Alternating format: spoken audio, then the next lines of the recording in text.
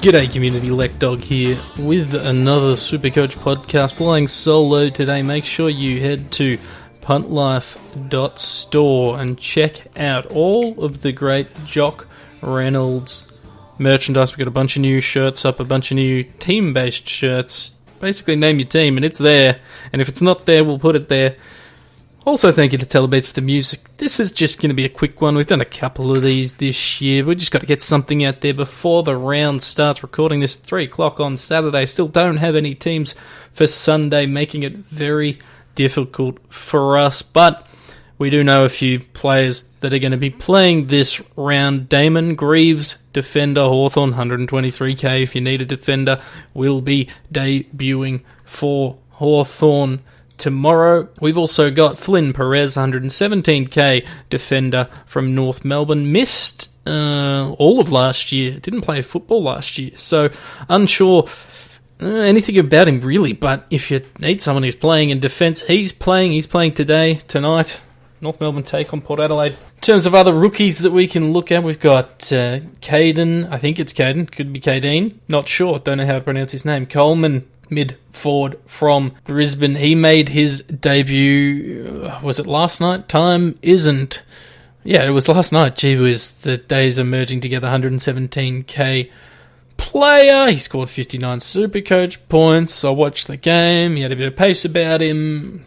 Who knows if he gets named next week, but at the moment, he's the best we've got in terms of forward mid rookies. Also, for people looking for absolute bargain basement prices, I'm looking at Hamish Brayshaw at 102k, midfielder from West Coast. It sounds like they're going to give him a game either today or not today, either tomorrow or later on in the season. There's only 3 rounds left, but they reckon he's going to play, so he's one to look at for rookies. 102k, so bargain basement. You can use him effectively instead of bringing in a cheap zero if you need it. If you're desperate for cash, you can bring him in and he might actually play a game. We'll talk about primos in a second, but is there any other rookies we should be jumping on? I mean, Bailey Williams, if he holds his place, he's still pretty cheap, but he's only scored 46 on the weekend from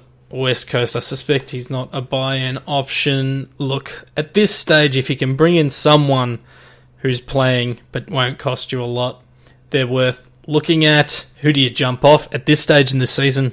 If you've got trades left, if you're still not full primo, or if you're just shoring up a few things, I mean, you can jump off any of these rookies. Starcevic is still in quite a lot of teams. He's got a bit of cash to make, but, you can jump off these guys early. I've seen people already bloody jumping off, guys like Scholl, guys like Riccardi. I don't think there's any danger. If you can finish your team, do it. Obviously, this week, everyone, we've got 3 trades. It is a buy around its best 18 scorers. No Collingwood and no Richmond players. Leads me to my next point. Can you trade Dustin Martin? I think you can.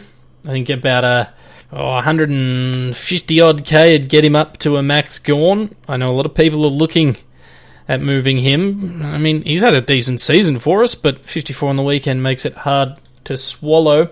Moving over to Collingwood, Brodie Grundy owners. Now, I said in the article, the Brains Trust article that was uploaded on the Herald Sun, the Supercoach news platform, that Brodie Grundy to Gawn was a bad move. It'll leave you in tears. I personally still think that. I mean, Gawn is he's going to dominate the next 3 games, there's no doubt about that, but I don't think Brodie Grundy's going to not dominate his next 2 games. But as I say that out loud, maybe there's value in trading Brodie Grundy. And here's why. I think I'm doing a 180. I think I hadn't thought about it enough. I think you're hearing it live on the podcast, a 180. Brodie Grundy's in your team.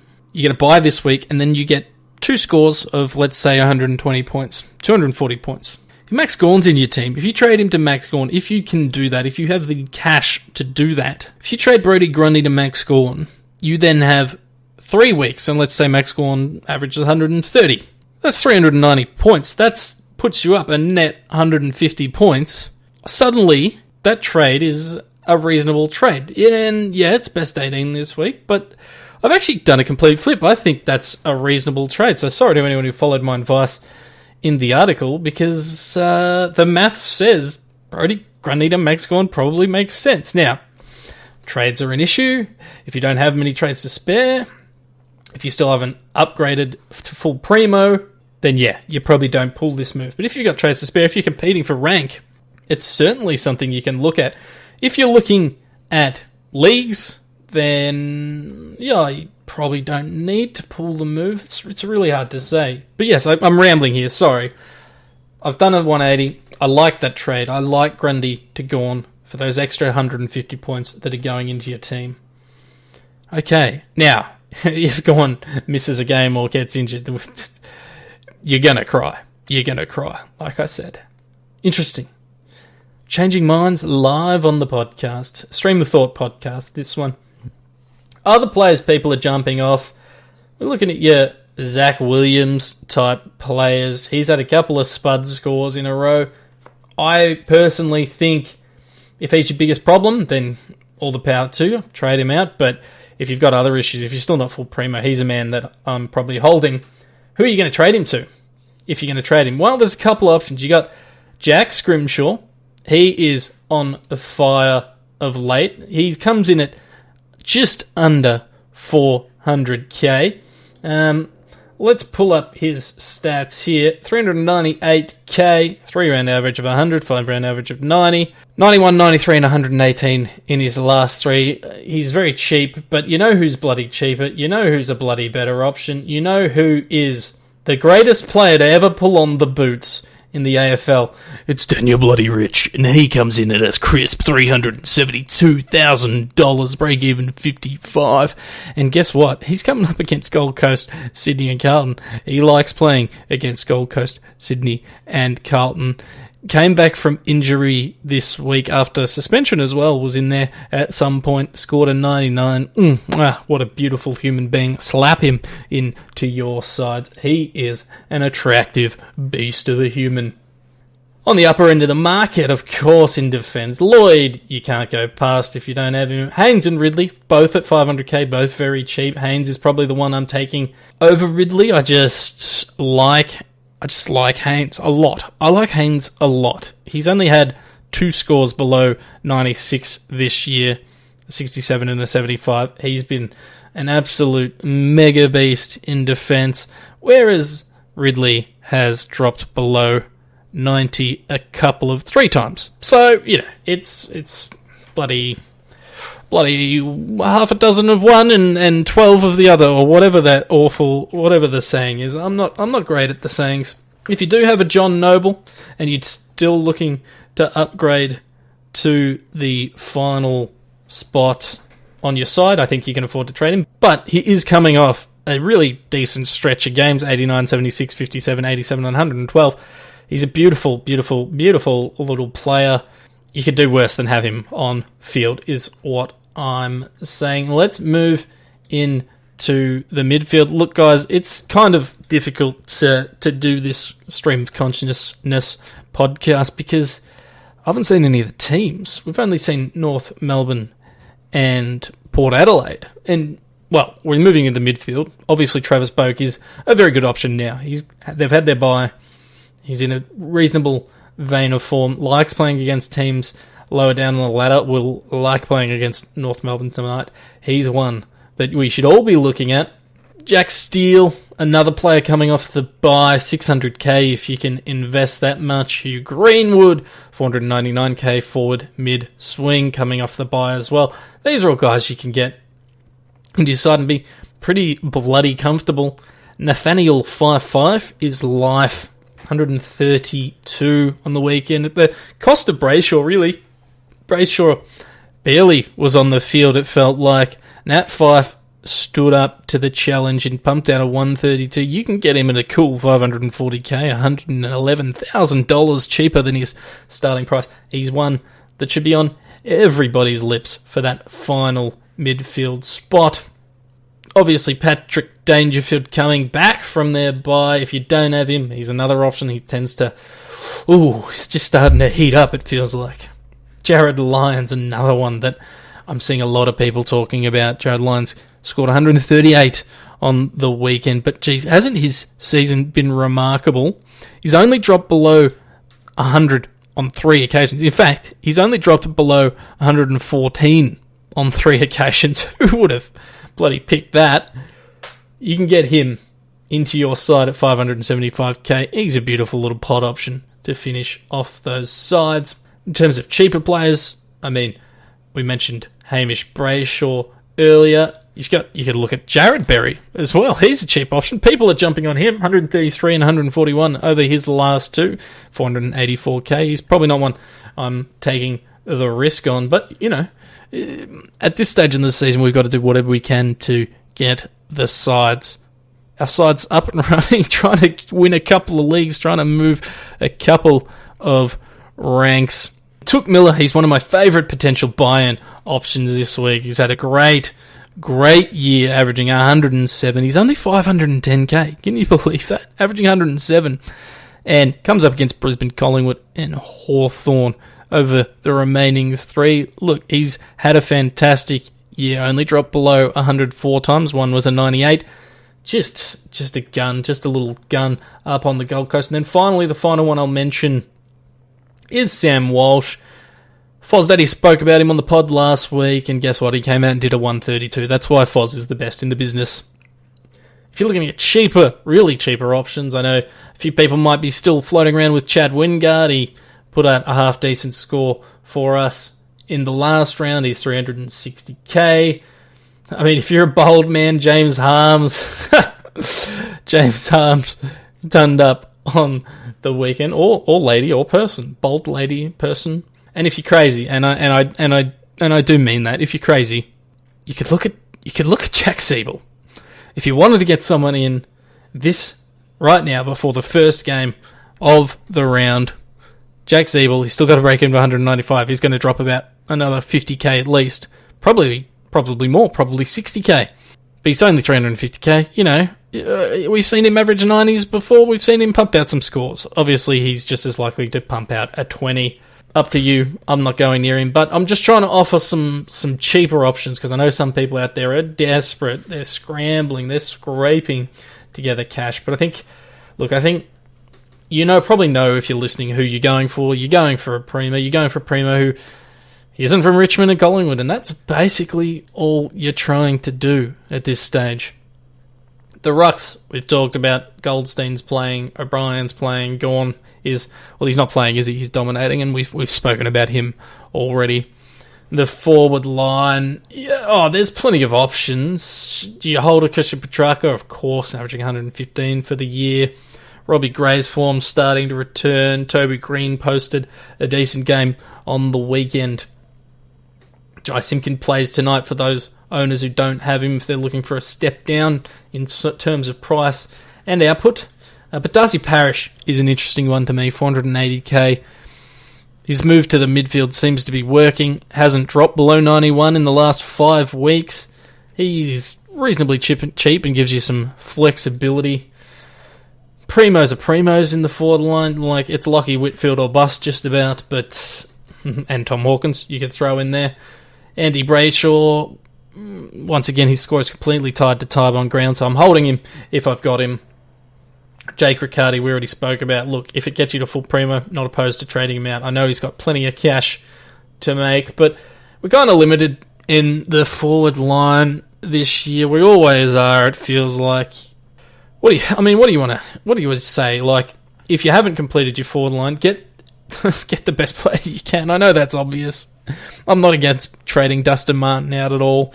I don't mind that one bit if you've stuck fat with him all year.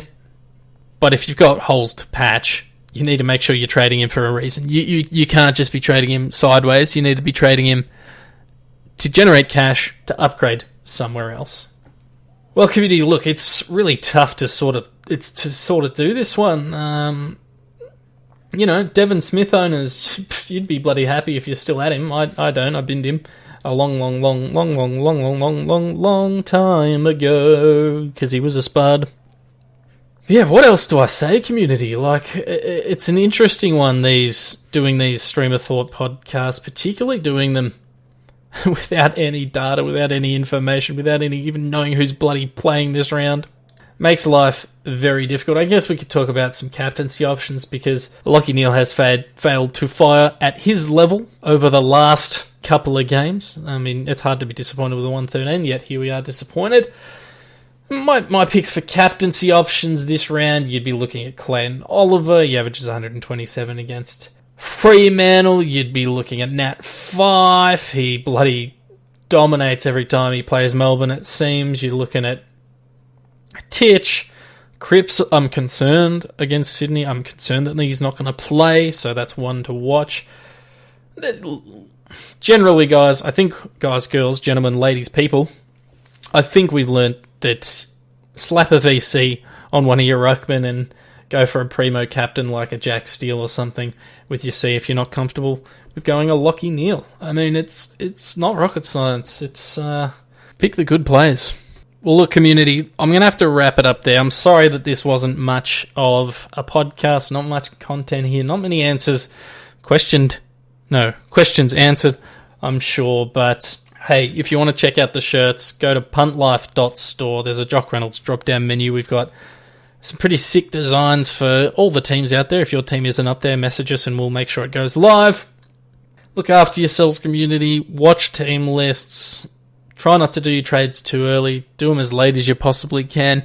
Keep an eye on the website, jockreynolds.com.au, because we are uploading articles every single day to guide you through all of the rookies and captaincy options that you should be looking at.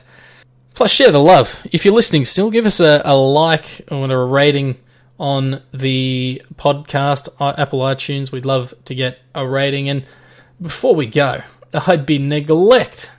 It'd be neglect. It wouldn't be good if I forgot to mention this great man. Trigger Happy and the Isolators are back with another huge AFL parody. This one is called COVID Cash, and I'll drop a little bit of that in the end here. Head to the website to check them out, or head to their YouTube channel. You can look up the Isolators on YouTube, or look up the song COVID Cash. They do a great job. That's community member Trigger Happy. Alright, community, that'll do me. Oh, I love you. I'm going to leave you. Go Blues. Look after yourself.